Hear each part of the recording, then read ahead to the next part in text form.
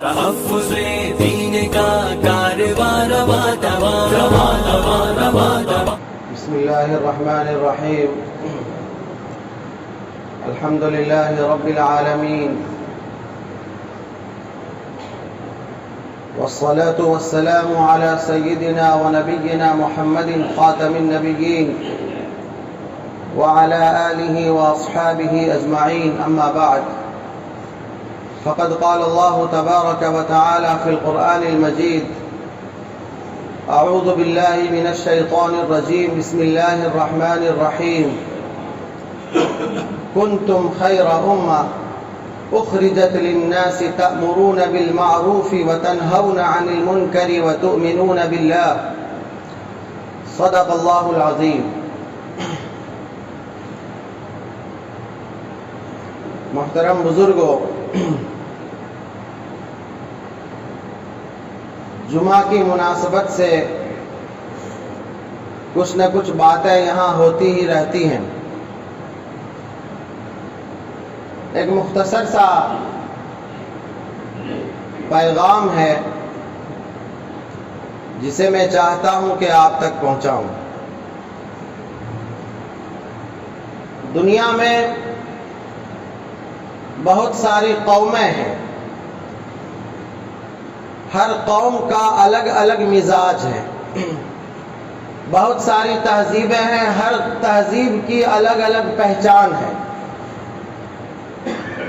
قوموں کا مزاج کیسے بنتا ہے یہ ایک الگ اور بڑا موضوع ہے. ہماری قوم یعنی مسلمان، ان کا مزاج یہ ہے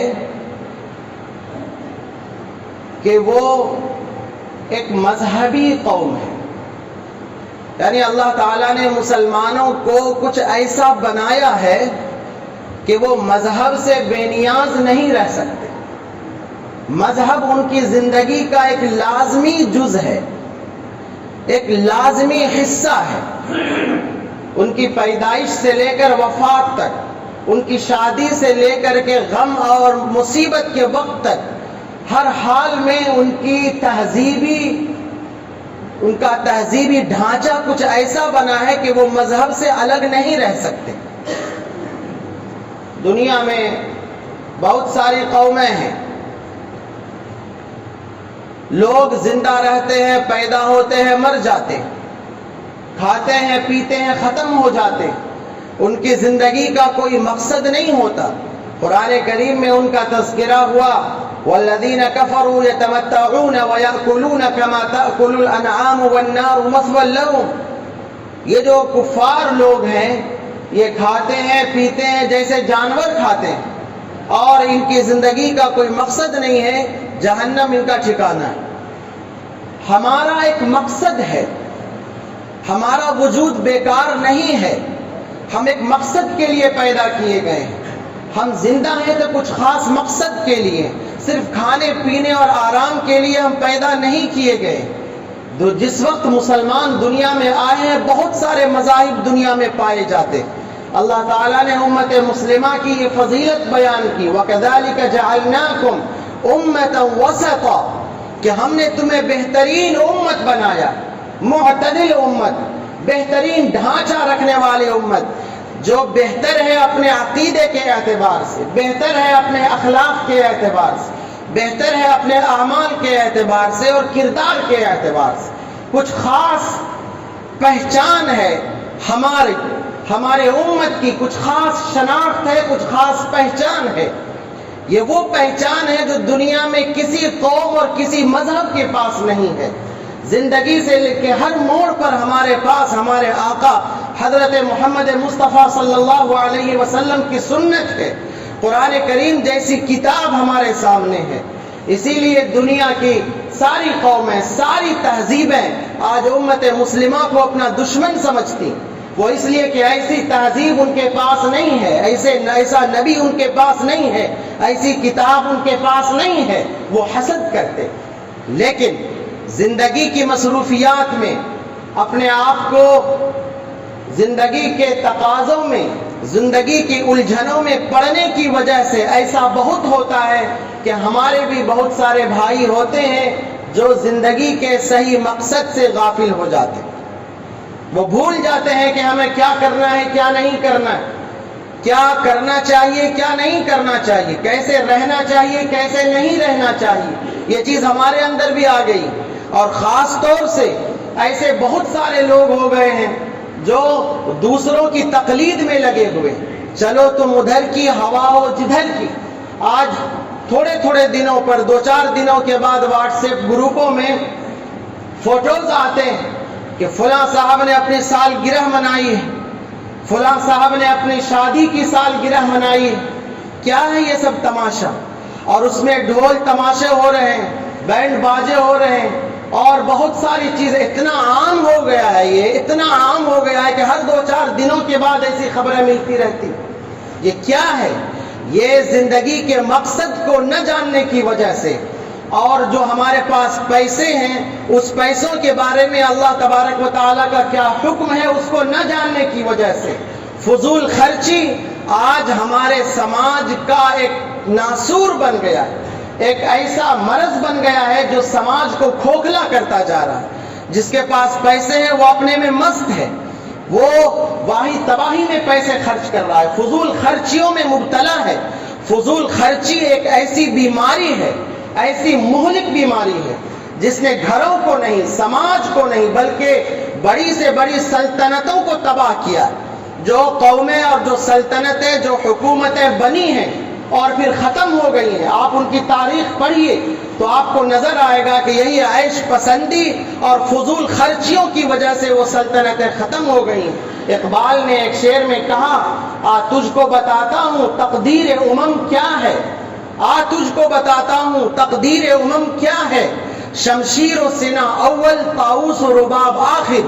یہ فلسفہ ہے قوموں کا کہ شروع میں شمشیر سے، زور بازو سے وہ حکومتیں بنتی ہیں اور آخر میں عیش پسندیوں کی وجہ سے وہ ختم ہو جاتی. ہم اپنے ان نوجوانوں سے اور اپنے ان بھائیوں سے جنہیں اللہ نے پیسے دیے ہیں، ہم انہیں کہتے ہیں ڈریے اللہ تعالیٰ سے. یہ پیسے جو آپ کے پاس ہیں یہ خاص حق ہے، اس میں صرف آپ کا نہیں ہے، یہ امانت ہے اللہ تبارک و تعالیٰ کی. آپ دیکھتے ہیں کہ ہمارے سماج میں ایسے بہت سارے لوگ ہیں جو کھانے اور دانے کے لیے ترس رہے ہیں. ایسے بہت سارے لوگ ہیں جو پیسے نہ ہونے کی وجہ سے اپنا علاج نہیں کروا رہے ہیں. کیا ایسے لوگ ہمیں نظر نہیں آتے؟ ایسے بہت سارے ہونہار بچے ہیں جو غریبی کی وجہ سے ان کی تعلیم آگے نہیں بڑھ پا رہی، جن کی تعلیمیں رک جا رہی ہیں بیچ بیچ میں. ہمیں معلوم ہے ایسے بہت سارے بچے، تلاش کریں گے تو آپ کو نظر آ جائیں گے کہ کتنے سارے بچے ہونہار بچے ہیں، اچھے نمبرات لانے والے بچے ہیں، ان کے پاس حوصلہ ہے، وہ آگے بڑھنا چاہتے ہیں، وہ پڑھنا چاہتے ہیں، مگر کوئی ان کی مدد نہیں کرنے والا ہوتا ہے تو وہ آگے نہیں بڑھ پاتا.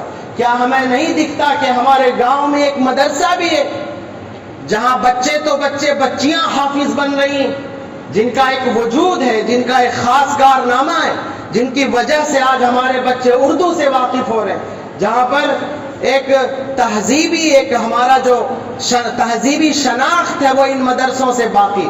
رات ہمیں ایک صاحب نے کہا کہ ہمارے جو ساتھی ہیں وہ اردو نہیں جانتے، لیکن آج کے جو بچے ہیں وہ مدرسوں کی محنت سے اردو جان رہے ہیں. تو کیا یہ سب ہمیں نظر نہیں آتا؟ ہمیں آنکھیں کھولنی پڑے گی، ہمیں اپنی غفلتوں سے باز آنا پڑے گا. اللہ تبارک و تعالیٰ نے قرآن کریم میں 1-2 جگہ نہیں، بہت ساری آیتوں میں وَأَنَّ الْمُسْرِفِينَ هُمْ أَصْحَابُ النَّارِ کہ جو فضول خرچی کرنے والے ہیں وہ جہنمی ہیں. کتنا سخت جملہ ہے یہ قرآن میں، سورہ غافر کا یہ جملہ وَأَنَّ الْمُسْرِفِينَ هُمْ أَصْحَابُ النَّارِ، فضول خرچی کرنے والے جہنمی ہیں. اور فرمایا ان المبذرین كانوا اخوان الشیاطین کہ جو فضول خرچی کرنے والے ہیں وہ شیطان کے بھائی ہیں. آج گھروں میں آپ دیکھیے کپڑے ہیں تو کپڑوں کی لائنیں لگ رہی ہیں، جوتے چپل ہیں تو لائنیں لگ رہی ہیں، اور جتنے بھی عیش کے سامان ہیں ان کی لائنیں لگ رہی ہیں. لیکن بغل میں برابر میں ہمارا کوئی پڑوسی ہے جو بھوکا ہے، جو ہر وقت اس کو ٹینشن ہے کہ ہم اگلے وقت میں کیا کھائیں گے، کیا پکائیں گے، اپنے بچوں کو ہم کیسے اچھی زندگی گزار سکیں گے، ہم نے آنکھیں بند کر لی. یہ ہمیں اپنی ذمہ داریوں سے غافل ہونے والی بات. ہم اس مقصد کے لیے نہیں پیدا کیے گئے. مسلمانوں کے نبی ہمارے پیغمبر حضرت محمد مصطفیٰ صلی اللہ علیہ وسلم کی ایک خاص صفت اللہ تعالیٰ نے بتائی، وَمَا أَرْسَلْنَاكَ إِلَّا رَحْمَةً لِلْعَالَمِينَ، کہ اے نبی ہم نے آپ کو ساری دنیا کے لیے رحمت بنا کر کے بھیجا ہے. کیا ہماری زندگی میں وہ رحمت ہے؟ دوسروں کے لیے ہمدردی کا وہ جذبہ ہے؟ کیا ہم دوسروں کو معاف کرتے ہیں؟ کیا ہم دوسروں کے لیے دوسروں کے غم میں کیا ہم شریک ہوتے ہیں؟ کیا ہم دوسروں کے فکر میں مبتلا رہتے ہیں؟ کیا وہ چیز ہماری زندگی میں ہے؟ سوچنے کی چیز. آج اسلام کو ضرورت ہے ان بہادر نوجوانوں کی جو اسلامی تہذیب کو اپنے کندھے پر لے کر کھڑے ہو سکے.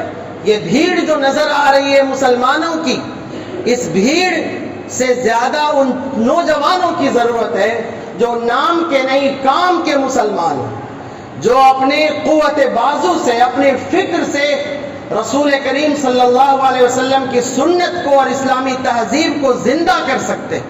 آپ کر سکتے ہیں. اللہ تعالیٰ نے آپ کو صلاحیت دی ہے، آپ کو اللہ نے خوبیاں دی ہیں. آپ ہمت کریں، آپ ارادے کریں. اصل میں بہادری جسم و جان سے نہیں ہوتی ہے.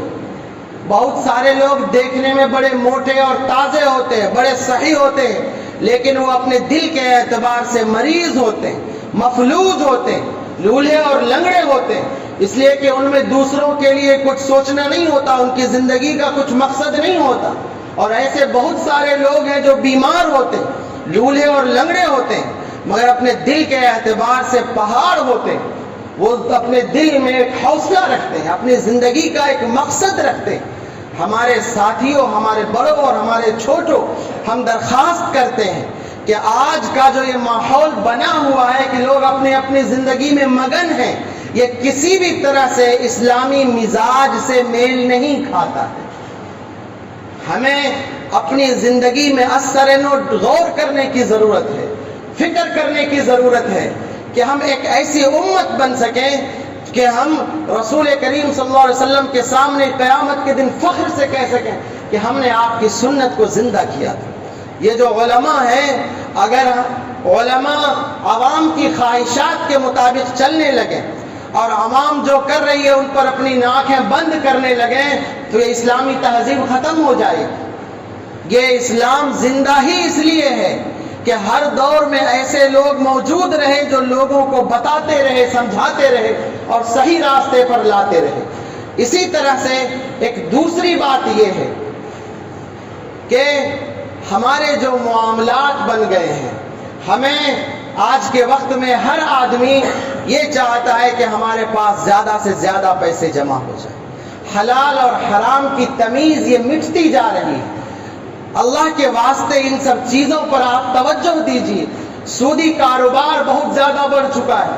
آپ کو ہمیں علم میں یہ بات آتی ہے تو شرم آتی ہے کہ ہمارے نوجوان بہت سارے شراب و کباب میں مبتلا ہو رہے ہیں، بہت سارے لوگ شراب پی رہے ہیں، بہت سارے لوگ سودی کاروبار میں مبتلا ہیں. اللہ سے ڈریے. یہ عقل جو اللہ تعالیٰ نے آپ کو دی ہے، یہ مذہب جو اللہ تعالیٰ نے آپ کو دیا ہے، یہ اتنا بڑا مذہب ہے. آپ اتنے بڑے لوگ ہیں، آپ اتنے قیمتی لوگ ہیں کہ ایسے لوگ دنیا میں نہیں پائے جاتے. آپ دوسروں کی تقلید نہ کیجیے، آپ دنیا والوں کے راستے پر نہ چلیے جن کی زندگی کا مقصد صرف کھانا اور پہننا اور ختم ہو جانا ہے. آپ کے سامنے سب سے بڑی ذمہ داری یہ ہے کہ اس زندگی کا ہمیں اللہ کے سامنے حساب دینا. آپ کیسے اللہ کے سامنے پیش آئے؟ آپ شراب پی کر کے چاہتے ہیں کہ ٹینشن سے آزاد ہو جائیں، ایسا کبھی نہیں ہوا. الا بذکر اللہ تطمئن القلوب. صرف اللہ کی یاد میں ہی دلوں کا اطمینان ہے. دلوں کا اطمینان صرف اللہ کی یاد میں، اللہ کے تذکرے میں ہے، اللہ کی یاد میں ہے. رسول کریم صلی اللہ علیہ وسلم نے ایک حدیث میں فرمایا کلمتان حبیبتان الی الرحمن خفیفتان علی اللسان ثقیلتان فی المیزان سبحان اللہ وبحمدہ سبحان اللہ العظیم، کہ دو کلمے ایسے ہیں جو اللہ کو بہت پسند ہیں. دو کلمے اللہ کو بہت پسند ہیں، زبان پر بڑے ہلکے ہیں اور قیامت کے دن ترازو میں بڑے بھاری ہیں. پھر خود ہی بتایا اللہ کے رسول صلی اللہ علیہ وسلم نے کہ وہ کلمے ہیں سبحان اللہ وبحمدہ سبحان اللہ العظیم. کتنا چھوٹا جملہ ہے، سبحان اللہ. بولیے سبحان اللہ وبحمدہ سبحان اللہ العظیم. دیکھیے یہ دو کلمے، چھوٹے سے کلمے ہم اپنے نوجوانوں سے کہتے ہیں جو گھنٹوں گھنٹوں فیس بک پر اور واٹس ایپ پر لگے رہتے، جو اپنے وقتوں کو پانی کی طرح خرچ کرتے ہیں.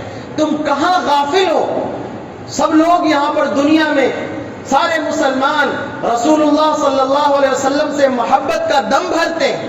آؤ تمہاری محبت کا امتحان ہے یہ کہ رسول اللہ نے جن کلمے کو پسند کیا، کیا تمہیں پسند ہے؟ کیا تمہاری زندگی میں رسول اللہ صلی اللہ علیہ وسلم کی سنتیں کیا حیثیت رکھتی ہیں؟ کیا سبحان اللہ وبحمدہ سبحان اللہ العظیم کہنے کے لیے تمہارے پاس وقت ہے؟ کیا تم اپنی زندگی کو یوں ہی بے مقصد گزار دو گے؟ اس لیے آپ آج کا پیغام یہ مختصر سا ہے کہ ہم ایک ممتاز قوم ہیں، ہم ایک خاص مزاج والی قوم ہیں، ہم خاص شناخت والی قوم ہیں.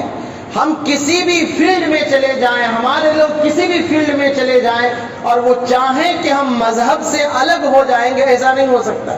بڑے سے بڑے فلم اسٹار بھی جب ان کو ہوش آتا ہے، تھوڑی دیر کسی عالم سے ملاقات ہوتی ہے تو وہ اپنی اصل پر لوٹ آتے. بڑے سے بڑے لوگ بھی جب ان کو تھوڑا سا حرکت دی جاتی ہے تو وہ اپنی اصل پر لوٹ آتے. اور وہ ہدایت کا آپ جانتے ہیں کتنے کرکٹر صحیح راستے پر آ گئے، کتنے فلم اسٹار صحیح راستے پر آ گئے، اس لیے کہ ہماری طبیعت میں ہمارے وجود میں اللہ تعالیٰ نے مذہب کو رکھ دیا ہے. ہمارے پاس بڑا اچھا موقع ہے. ہم ارادے کریں کہ آج اسلام کو جن لوگوں کی ضرورت ہے وہ ضرورت ہم پوری کریں گے. ہمارے دل ابھی سخت نہیں ہوئے، ہمارے دل ابھی پتھر نہیں ہوئے، اور اگر پتھر بھی ہو گئے تو بہت سارے پتھر ایسے ہیں جہاں سے دریا نکلتے ہیں. دریا، بہت سارے دریا کی اصل اور جڑ کو تلاش کیجئے تو وہاں سے نکلتے ہیں. زمزم ریگستانوں میں بہنے والا چشمہ ہے. آؤ اپنے دل پر ایک ٹھوکر دیتے ہیں اور توبہ کی ٹھوکر سے ہم بھی اپنے دل سے ایک آب زمزم جاری کرتے ہیں. ارادے کریں، حوصلہ کریں کہ ہم اپنے دل کو بدلیں گے، اپنی زندگی کا ایک مقصد بنائیں گے، بے مقصد نہیں جئیں گے. رحمت کا مزاج ہمارے دل میں ہوگا، سنت کا مزاج ہمارے دل میں ہوگا. ہم ہر خیر کے کاموں کی، ہر نیکی کے کاموں کا تعاون کریں گے، اس کے پھیلانے کا کام کریں گے. ہر برائی کو مٹانے کے لیے ہم ہر برائی کے لیے ایک جنگ بنیں گے، ہر برائی کے خاتمے کے لیے ہم کوشاں ہوں گے. اس میں بڑوں کی بھی ضرورت ہے، چھوٹوں کی بھی ضرورت ہے، اور انشاءاللہ ہم ایسا کر سکتے ہیں. ہمارا بھی یہاں بہت دنوں تک رہنا رہے گا ابھی، تو کچھ نہ کچھ باتیں آتی رہیں گی. بس ہم یہ چاہتے ہیں کہ ہمارے لوگ فکر مند ہوں. آج کے وقت میں ہماری کیسی گھیرا بندی ہو رہی، آج ہماری تہذیب پر کتنا سخت حملہ ہو رہا ہے، آج ہماری شناخت کو مٹانے کے لیے کتنی کوششیں ہو رہی ہیں. سب واقف ہیں، پڑھے لکھے کیا اور ان پڑھ کیا سب جانتے ہیں. اگر آج بھی ہم فکر مند نہ ہوئے، آج بھی ہم بیدار نہ ہوئے، اور آج بھی ہم نے ہوش کے ناخن نہ لیے، تو پتہ نہیں وہ کون سا وقت آئے گا جب ہم ہوش کے ناخن لیں گے، اور پتہ نہیں ہم کب اپنی ذمہ داریوں کو ادا کر کے اللہ کے سامنے سرخرو ہوں گے. اللہ تبارک و تعالی ہمیں کہنے اور سننے سے زیادہ عمل کرنے کی توفیق مرحمت فرمائے. وآخر دعوانا الحمدللہ رب العالمین.